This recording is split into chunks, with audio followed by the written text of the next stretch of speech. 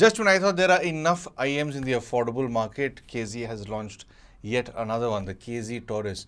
Thank you to the folk at Keep Hi-Fi for making this review possible by sending me this demo unit. All thoughts and opinions are my own as always, and they have been kind enough to send another cable as well, which is an upgrade one, which I will elaborate on. So let's quickly jump into how this is built and its unboxing. The unboxing of the KZ Taurus is pretty simple. You get the IEMs in the box, the provided cable, the normal sets of ear tips, which is small, medium and large, and you get a warranty card as well. Now, the cable that comes with this is not the one that comes with a microphone. In fact, the ones I've tested recently with the KZ AM16 with a mic is absolutely sensationally good for a microphone that sits on a cable. I think it's the best I've heard or tested. So this does come with that option. If you do want to buy the one with the mic, I would highly recommend that.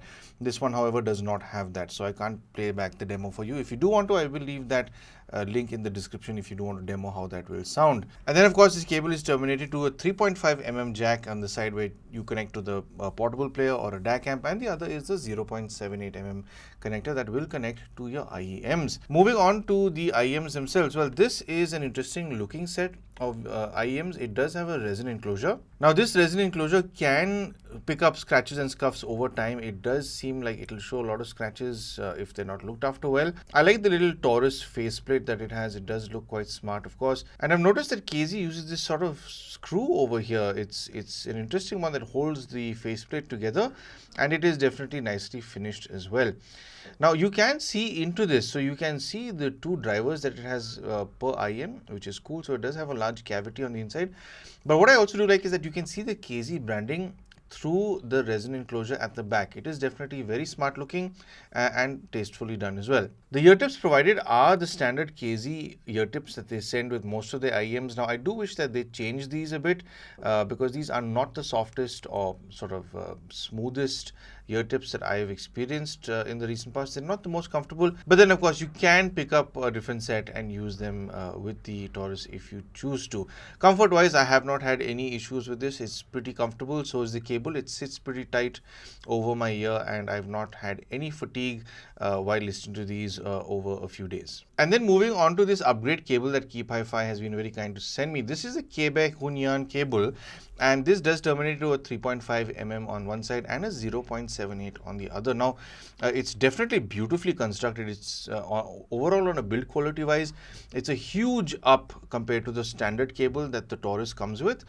In fact, I'd say this would be paired much better with more premium IEMs, considering how well it's built, because it does have this sort of metal sections here where it holds the 0.78 as well as the 3.5.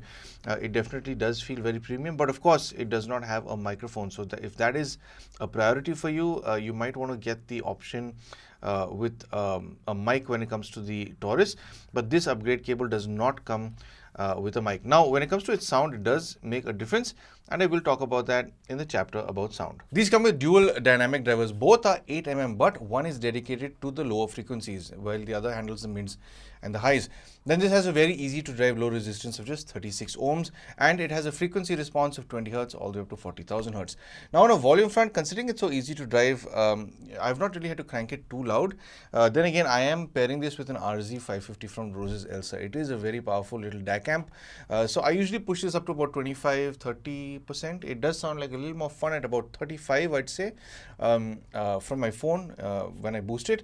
But I think if you do sit at 35, it sounds the most sort of, pumped up. It's excited to be at that volume more than at lower volumes. It's not as full sounding, or should I say as energetic at lower volumes. It does want a little bit more power. And then I wouldn't recommend going beyond, say, 45% over a prolonged period of time if you do want to preserve your hearing, because it does get pretty loud over there. And then when it comes to its soundstage, well, I found this to be quite interesting, because for a set of IEMs that cost this much, I was expecting it to just sit within my head, but it does have a little bit of expanse. And by a little bit, I mean it's not too vertical or too wide, but it just sits a little out of the IEM's with a lot of the recordings that I was listening to, but this will depend a lot on how well those have been mixed and mastered. And a lot of the audio I've heard is also slightly vertical, but over the IEM. So it seems like it's sitting like somewhere here where my ear is, the upper part of my ear, which is pretty impressive. I wasn't expecting it to even have that much of sort of space or presence in this kind of stage, which is impressive. I'd say for gamers, a lot of gamers will appreciate that little bit more of extra space. And then when you move on to its imaging, well, this is where I did hope it would be a little crisper, a little sharper, but it's not quite there. In fact, it's good enough. It's not that it lacks with its sharpness in imaging. It is pretty well defined. You can pick out your nuances, but I think there are a lot of other IEMs in this price range that will cut through a little bit better, a little bit sharper, a little bit better defined. This one seems to lack a certain tightness in its delivery when it comes to its imaging and a few other frequencies as well. So moving on to its highs, mids and lows. Well, it's definitely got tweaks in the highs, but they've not gone overboard with it. It doesn't at any point go past a threshold that's going to hurt your ear.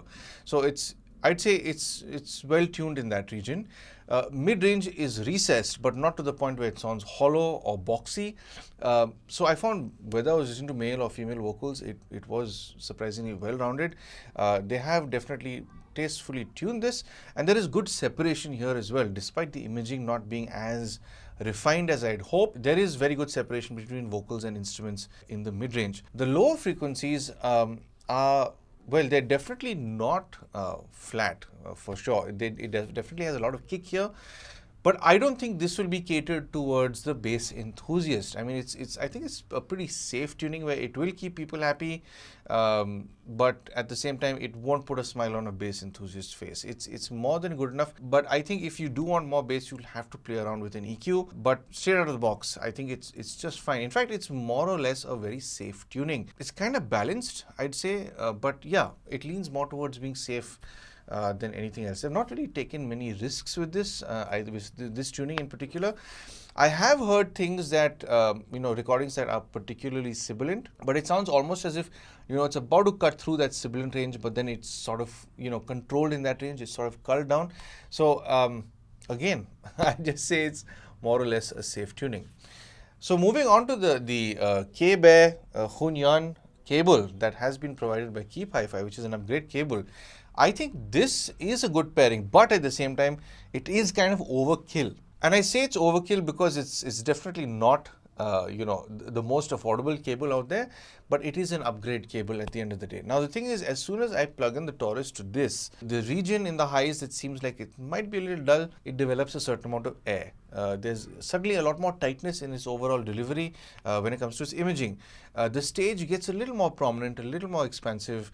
The mids seem to get a little more texture, a little better separation, and the lower frequencies seem to get a little better detailed. So I'd say even if you're planning on upgrading your IEMs and if you want to play around with the whole cable swapping thing, it's worthwhile considering a cable like this, because this is genuinely, I'm not somebody who's really been into the whole cable, swapping stuff, but this actually does a pretty good job with it. So if you're planning on buying this, these do go for a very affordable rate, at least the IEMs do. You can buy these from Keep Hi-Fi. Of course, I will leave all the links down below or wherever you want to buy this from. It does go for about $23.99. That's the selling price as of right now of shooting this video. And if you do want to pick up you have the option to get a mic. You have the option of, does it have a USB-C? No, I think it's just with mic or without mic. And you do get a different color or two other different colors. And you can also get the cable, the K-Bear, whatever this is called, Hunyuan, for about $49.99, which costs more than the IEMs themselves. But I'd say that's why I did mention that I think it's a better pairing with more premium IEMs, because it definitely, if you can hear the difference with affordable IEMs like this, it'll have that much more of an effect on much more transparent IEMs. So anyway, there's my quick review on these products, and I do hope that it's helped you. But of course, thank you for tuning in for some sound advice.